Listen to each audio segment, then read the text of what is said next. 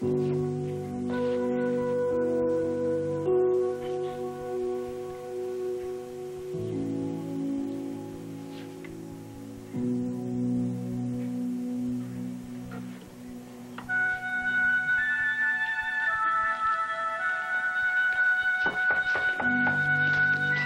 God.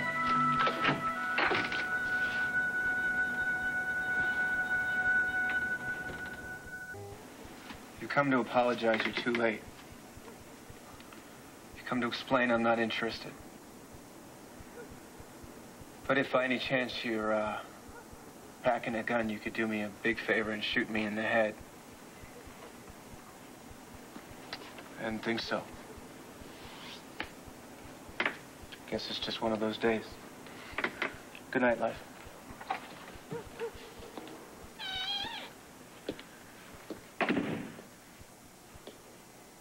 Tonight may not be the best time to do this. Do what? Some kind of post-mortem on my marriage? I can come back tomorrow or the next day, or I can come back next week. But I think we really need to talk about what happened at the station. Not to absolve me, but if you know the whole story, it might help you. I seriously doubt it. If you want to talk, fine. I'll listen. Just do me a favor, would you? Talk, slowly and succinctly, because I don't know what it is, but lately I've been having a hard time following a single train of thought down the tracks, you know what I mean?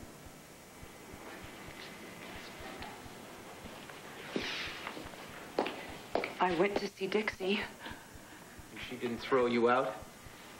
She was quite nice under the circumstances. She said she was leaving town with Junior. They're already gone. I know that it's too late for damage control, and it's really beyond my right to repair. Smart girl. Too smart for me. That tape was brilliant. You won. I don't think that there are any winners. I started this, and my mother brought it to some horrific conclusion. Dixie was hardest hit, but she's gonna be okay. And how could you possibly know that? We had the sidelines get a pretty good idea about who's gonna finish. She's gonna make it. What about you? Well, she has an advantage over me. I really hate to lose, which is not nearly the same as being a winner. The biggest loser in all of this is you. I'm the king of the losers. I lost everything I cared about tonight. Everything.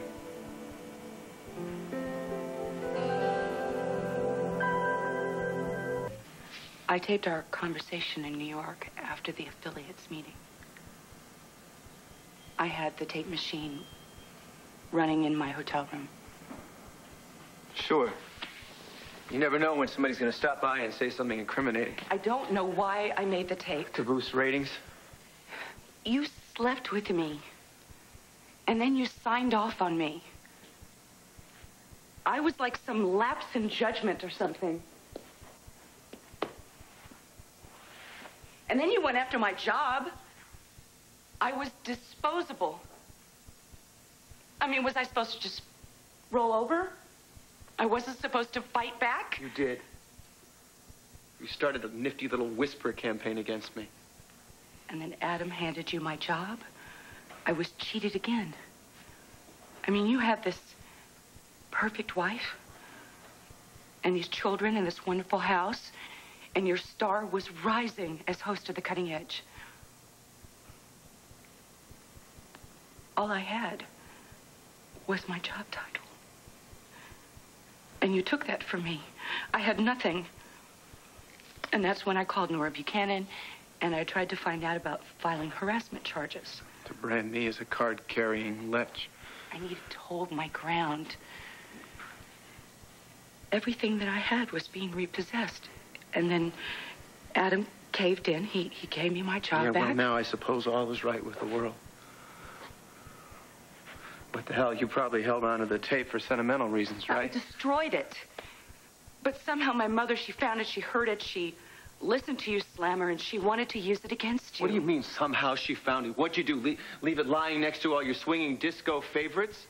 When you came to my house that night to downsize what our lovemaking had meant to you, I drank too much and I fell asleep. I woke up, my mother was hovering. She was obviously rummaging around, looking for something to use against you. She certainly came to the right place. She duped the tape without my knowledge. She duped all of us. Your mother duped me out of a marriage. She duped me out of my life. I'm sorry. I don't know if you will ever know how sorry I am. You're right. I never will. But as far as giving credit where credit is due is concerned, I'm afraid I'm going to have to point the finger at the guy that slept with you and then tried to make up for his mistake by stealing your job. I'm the one that started it. It finished me. I gambled with my marriage and lost my wife. But as far as the role you and your mother played in this is concerned, sorry doesn't begin to cut it.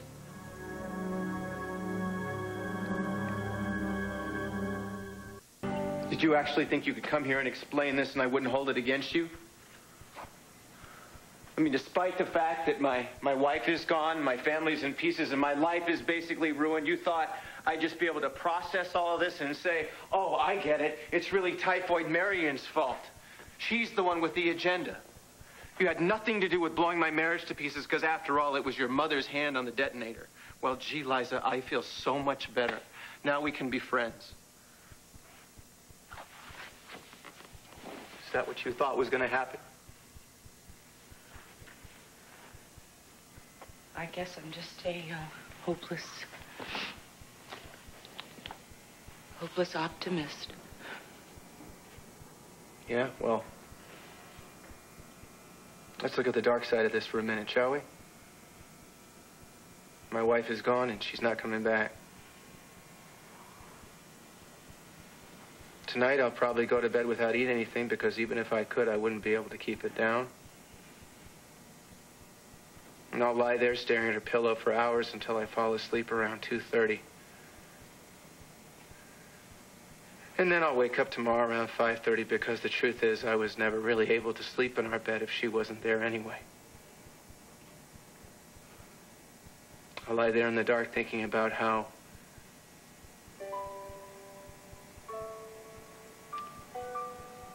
I'll never hear her laugh again. About how I'll never see that smile when I walk through the door at the end of the day.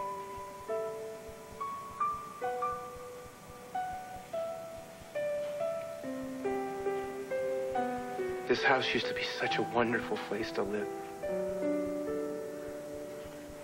That was my home. Now it's nothing. It's just empty. As far as I'm concerned, it should be condemned, and me along with it.